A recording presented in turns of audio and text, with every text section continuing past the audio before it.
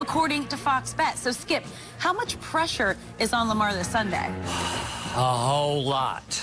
But, Shannon, just for the record, before I launch on this is how much I love the Ravens that you once played for and how much I love this still young quarterback, Lamar Jackson.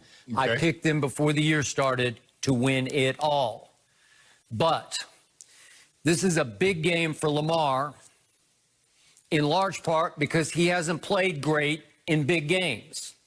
This is becoming almost a legacy game for Lamar, only because if he plays poorly again in another big home game, especially in his first matchup against Big Ben Roethlisberger, I'm afraid people are going to start talking. I'm afraid people are going to start asking the question, Lamar, why can't you live up to your MVP caliber status in the biggest games? Because what do we know so far about Lamar, who obviously did win last year's MVP?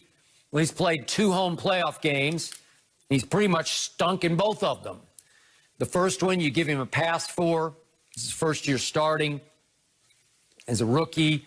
He had a QBR of 11 against the Chargers. They fell woefully behind. He played a little better in the fourth quarter, but the whole stadium was chanting for him to be replaced by Joe Flacco. And then here came last year the Titans, and they ran into a buzzsaw, did the Ravens, and they'd been off for the equivalent of 3 weeks. They were rusty. They weren't ready.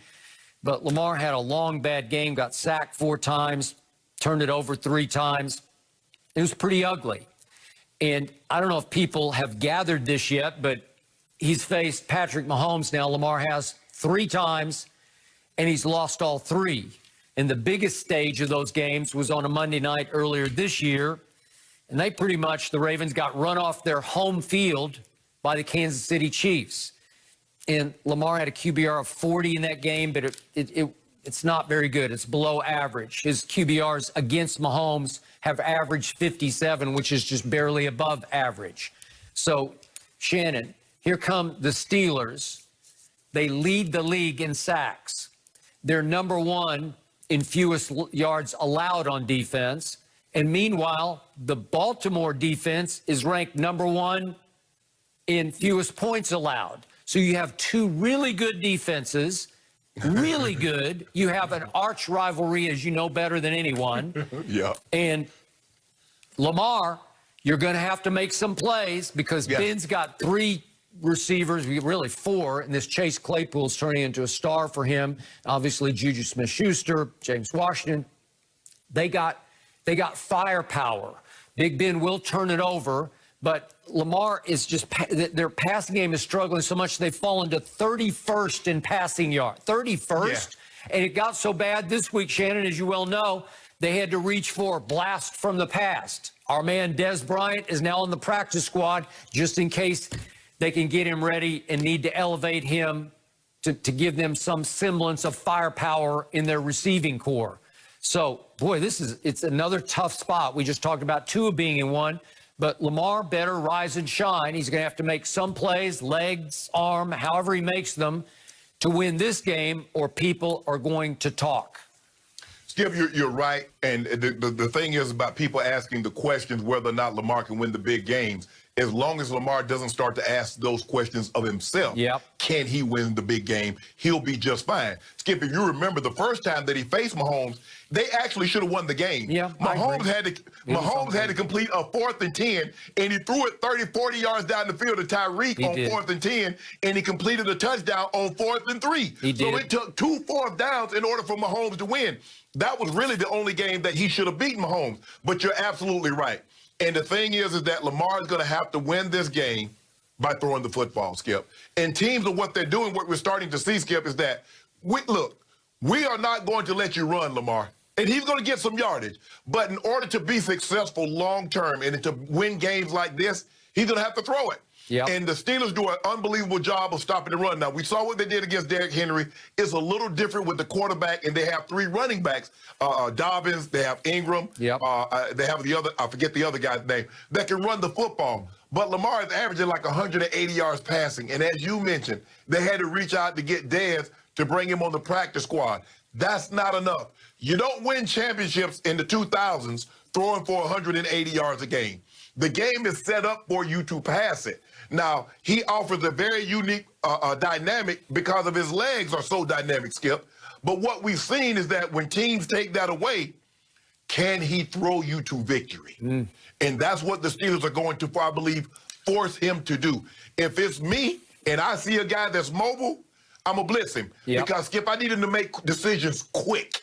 I don't want him to run around and scramble and have guys do schoolyard drills where they uncover and all this other stuff. I need you to make rapid decisions just like this. And they have the guys that can do it. T.J. Watt, Bud Dupree. They have Cam Hayward. They have guys that can get after Lamar. So it's going to be a textbook, old school Steelers-Ravens matchup. The thing that the Ravens can do that very few teams can do, they got 3 number 1 corners across the board. Jimmy Smith, Marlon Humphrey, and Peters. Now, Peters doesn't like to press, but you're going to probably need to press, Skip, because Ben has the quickest release getting the ball out of his hands, getting it into his receiver's hands, and letting them run after the... They need to stop some, just make him hold it just a little bit. They just got Ngakoue. Calais Campbell starting to pick it up. Go with Matthew Judon. So now this is the way to get Big Ben off of his spot.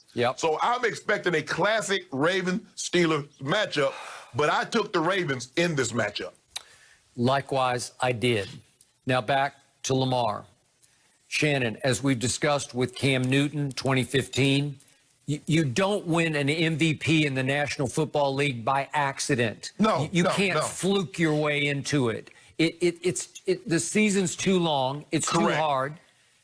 Lamar Jackson flat out ran away with MVP last year.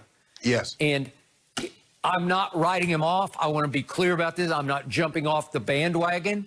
But we have seen a pattern of big home losses. But do I think he's highly capable of outplaying Roethlisberger Sunday in Baltimore? Sure he is. And you know what? This kid is made of the right stuff. I'm talking about tough stuff, big moment.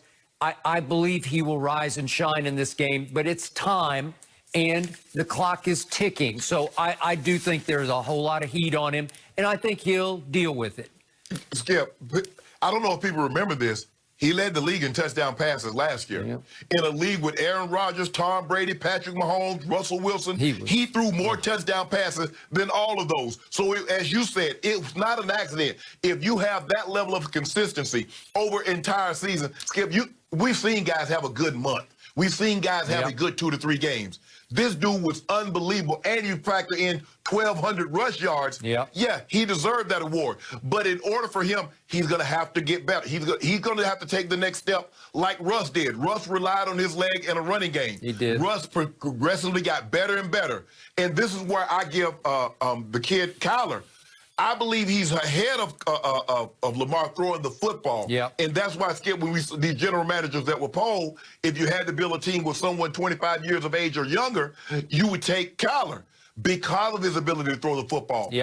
All is not lost, but Lamar knows he's going to have to get better and better and better if he ultimately wants to get what Brady got, what Mahomes got, and that Super Bowl wins. Well, obviously, I believe Lamar throws it well enough to go win a Super Bowl because I predicted that, and I stand by it. All right. Lamar can step it up this weekend, and someone who always shines in big games is Tom Brady. Has his magical October made him the new MVP favorite? Michael Vick joins us next.